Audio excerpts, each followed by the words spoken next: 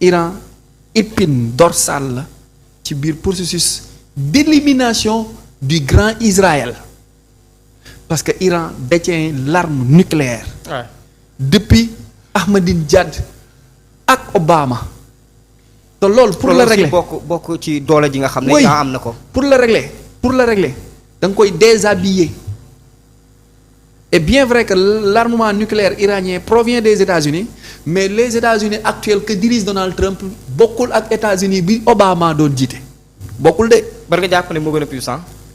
kii day moroomu président yi fi jaar yëpp kii yamul ak ñoom sax ci mission kii il nettoie il fait le con mais il est juste il nettoie il va mettre en place un régime bu nga xamante ni le nucléaire là duñ ko bàyyi ak les lobbies ba pare dañuy dem ci éradication wu le grand Israël par un pacte du nom de pacte Abraham et pour réussir le pacte Abraham Iran warul nekk menace ba pare amoo droit song ko parce que dafa am signature protection militaire ak Chine ak Russie donc l'Amérique ne peut pas attaquer directement frontalement l'Iran mais mën na ko def indirectement par le soulèvement de sa population après on réorganise le sommet de l'État et on impose ñoom ki nu bëgg mu toog kooku il va rejoindre après la coalition Trump Poutine mu nekk lobby yi nga xamante ni mu nekkaat lobby bi nga xamante ni mooy nekk di xeex bon ci kaw suuf parce que bu nu paree ci lii ñuy def nii ak organisation yii ñuy def nii bu nu paree ci Iran dina dem ci Mexique dina dem Colombie dina dem Cuba bu paree foofu nag dina lijjanti Groenland wala bi nga xamante ni commencé na ko. ñëw ci Afrique occidentale. armée américaine commencé na installé wu biir Kivu Goma pendant ce temps qu'on regarde le football nekkoon ci CAF bi. américains yi dugg nañ biir Congo. ñoom ñu ngi def li ñu bëgg a def. nee nañ Rwanda Kigali Kagame recule arrêtel guerre bi def na 30 ans ba équipe nationale Congo bu ñu daan dugal bii ñii nga gis ñu def ko nii signes yooyu ñuy def. mooy on nous tue vous fermez les yeux vous fermez les oreilles vous fermez la bouche. alors que à Goma on tue les jeunes. mooy Kivu 96 la guerre boobu 2 ans après génocide rwandais bi. le Tutsi daw dugg foofu noonu ak outil ñu continuer xeex boobu installer délocaliser la guerre rwandaise ñu délocaliser ko à Kivu Goma jàpp Kisangani Katanga ba Lumumbashi ñuy reyante pendant ce temps ñuy jël l'uranium cobalt coltan ak le diamant di ko awalee par Bujumbura ak Kigali di yàpp ci ay avion du yóbbu Trump ni leen ça va cesser mu convoqué leen ñoom ñaar ñu toog Tshisekedi bu Congo ak Kagame bu Rwanda ñu signé traité de paix bi respecté wuñ ko wàccee na benn portion de l'armée américaine biir Congo noonu la ñuy def nag comme mënuñu wàccee l'armée américaine biir Iran parce que Iran détient la puissance nucléaire ba pare c'est trop puissant c'est l'une des plus vieilles civilisations du monde danoo rodé trop puissant ba pare yor benn islam bu radical bu puissant ensuite ce sont les descendants directs du prophète waa Iran mooy waa Karbala mooy waa kër Alioune Ousseynou ak Assad les descendants du prophète du waa Arabie Saoudite ñooñu ay dóorkat lañ les descendants du prophète ñi ngi Iran. donc ñooñu boo leen di song loolu yaa ko sañ wax. chaque jour nit ñi wax ko. loolu ñooñu boo leen di song da nga koy orchestrer suñu paree ci nettoyage bi nag soog a continuer la ligne fii ak 1 an 2 ans dootoo déggati problème ak coow ak reyante ak lépp luy xoqatal ci kaw suuf Groenland aussi ci la bokk. mais Arona dama bëggoon ñu des ci wàllu Groenland boobu noonu ak Trump mi nga xamante ni gis nañu mu def dem fi nga xam ne mooy Venezuela jël président bi yóbbu loolu ci ñëpp nga xamante ne tey aduna bi ñëpp toog di ci bàyyi xel déggoo kenn wax ci.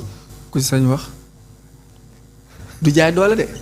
ah Arona du jaay doole. déedéet du jaay doole de il est en train de régler. Arona kaay bu dul jaay doole lan la. mais bu doon jaay doole Russie wax na ci mais dégg ngeen Poutine ba Trump ñëwee ba tey Poutine def déclaration yi mu daan def président américain. da nga jàpp ne koy sóoraale da koy bàyyi xel. sóoraale wu ko de ñoo ànd. c'est des complices. waaw mook Xi Jinping ñoo ànd mais nit ñi ñoo kaa fàtte rek ki remplacé ki Xi Jinping remplacé Xi Jintao la tudd en pleine réunion dem leen sur Google YouTube ngeen xool en pleine réunion lañ ko fekk jàpp ko ba tey kenn xamul fu mu mujjee kenn xamul président chinois sortant bi anamu faites des recherches du ngeen ko gis. parce que fi mu dugaloon Chine moom la Obama ak Biden qui n'existait pas avec sa signature électronique. non nag loolu yàgg nañ ci waxtaan nga ne ma Biden n'existait pas. xoolal nga ne Trump est en train de gouverner. 2016 laa la ko wax.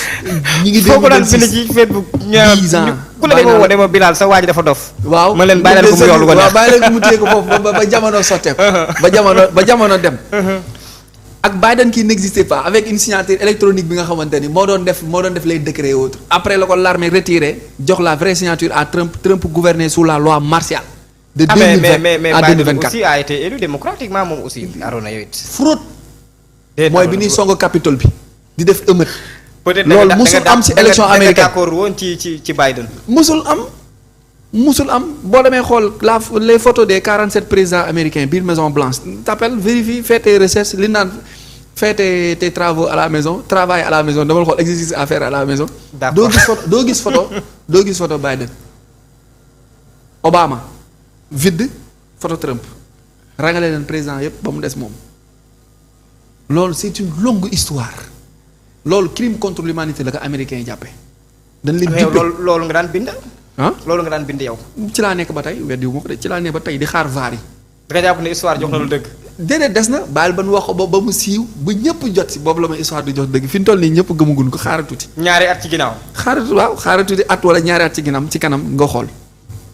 donc Maduro boobu mu dem jàpp Maduro boobu dafa bokkoon ci élection boobu ñu xamante ni fraude la crime contre l'humanité la.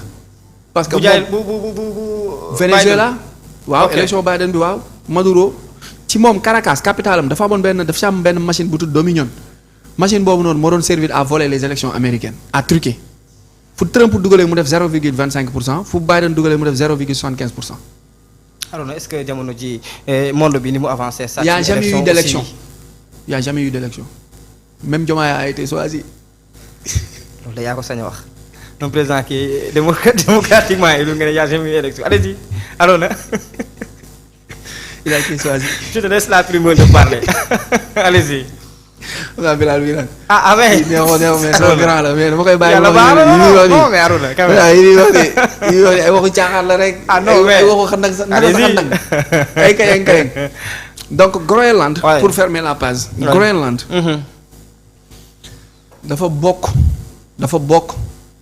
dafa bokk ci base arrière yi nga xamante ni ça alimente le lobby bi Trump nekk di nettoyer immense terre de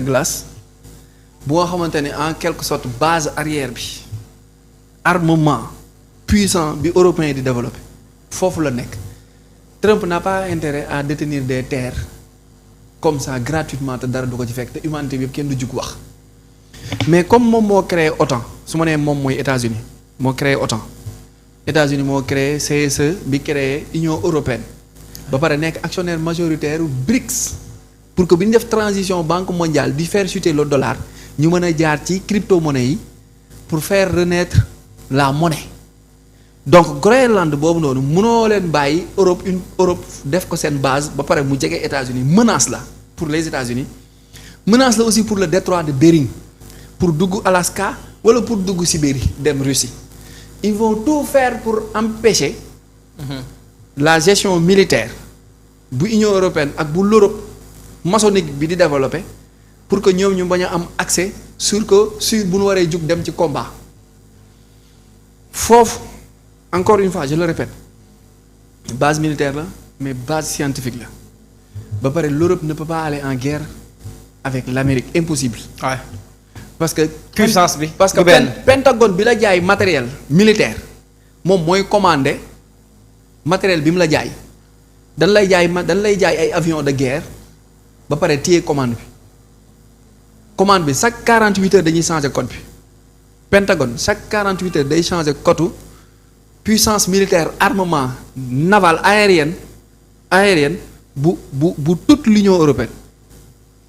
tous les pays membres yi nga xamante ne jot nañoo signé le plan Marshall de 1947 ba élèves terminale yi di jàng ba tey ils détiennent cette puissance parce que ce sont les Américains qui ont créé la première guerre et la deuxième et la seconde guerre mondiale aussi ils alimentent des foyers ils viennent en sapeur-pompier et pendant la négociation ils te font signer des traités yi nga xamante ni dañ lay yeewu buumu jaam bi ba pare di la contrôler à distance. moo tax yaakaar toujours kon loolu. ba tey looloo nekk dem moo tax mu ne ko Emmanuel bi muy wax ak Macron Emmanuel n'ose pas faire ça bis boo ko defee damay def taxe de 200% sur le vin français vous allez voir est-ce que vous allez manger ou pas del xool léegi France teggi tànkam ci bépp négociation wala bépp front bu nga xam ne arrangé wul. am na ñu jeexalee ndax tey da nga jàpp ne Amérique dañ koy bàyyi mu continuer noor dëkk bi. non du rôle. bilaay du lor. xoolal li may wax naqa dinaa dégg nag peut-être mënul nekk complice aussi. xoolal naqa dinaa comprendre lool naqa dinaa dégg lool li may wax te compliqué ko aussi compliqué na su ma nee compliqué na naqa dinaa dégg parce que nuruwul dara lu am norme ba pare doo ko dégg fu raar nga koy ngay dégg lii may wax ni moo tax je comprends ñi saaga ñi may saaga wala ñi nga xamante ni dañ may weddi je leur comprends et je leur pardonne aussi parce que peut-être que information bu kii la bu ma wax ci kaw ñëpp di dégg ak yooyu comprendre donc di ci profito di jox rendez-vous ñëpp ñi doon seetaan mercredi prochain incha allah